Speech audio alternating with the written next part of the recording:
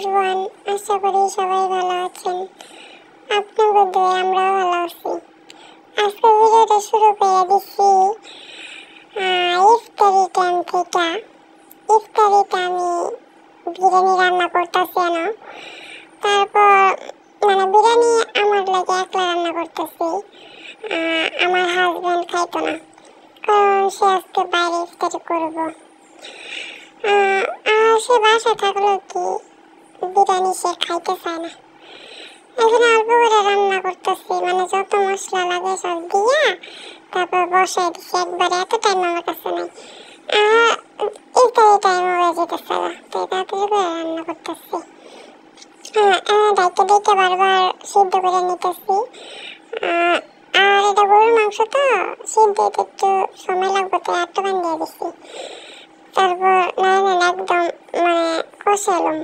কষানো হয়ে গেলে এই যে আমি চাল দিয়ে রাখছি, পোলা চাল, এই চালটা দিয়া পরে মাংসের মধ্যে দিয়ে দিব। তারপর চালটা ভালো করে বাইচে নিলাম।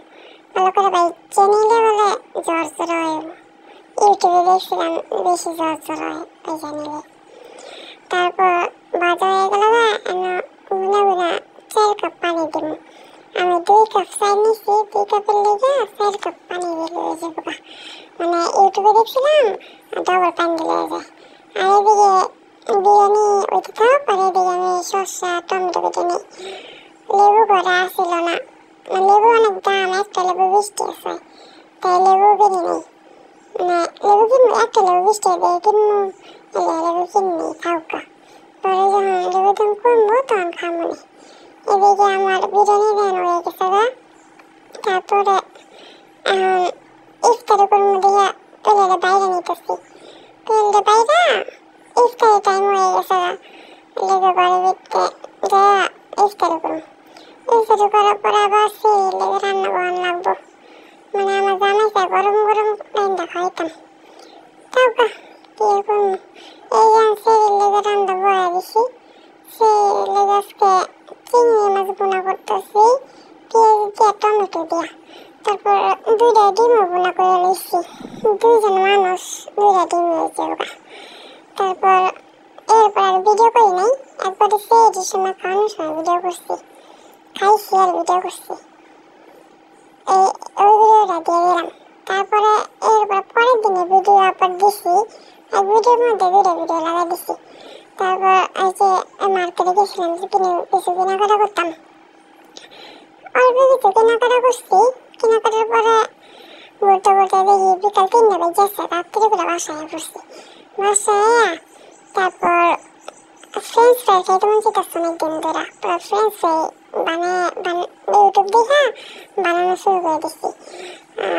আলু দিয়ে পরে গরম পানির ভিতরে একটু লবণ দিয়ে আলু দিয়ে হালকা সিদ্ধ করে এলাম। অর্ধেক সিদ্ধ হয়ে যাবে নামালাম। পরে ঠান্ডা পানিতে ধুইয়া পরে ফ্যানের মতো শুকাইলাম। শুকাইয়া গেলে তারপর এটা তেলের মধ্যে ভাজবো। 2 ভাজা দেওয়া লাগবো। আমি কি করবো, ফ্রোজেন করে রেখে দেবো, তো তাই 1 ভাজা দিয়া তারপর ফ্রোজেন ফ্রিজে রেখে দেবো। ডিবে রেখে দিলে পরে বাইরে করে ভাজা খাইতে পারবো। আর ছোট বাচ্চার মা তো বাচ্চা খালি জ্বালায়, কোনো কিছু খাইতে পারি না আমার মতো। এটা আমরা যদি ফ্রিজে খেয়ে দিই তাহলে পরে বাইরে করে ভাজা খাইতে পারবো।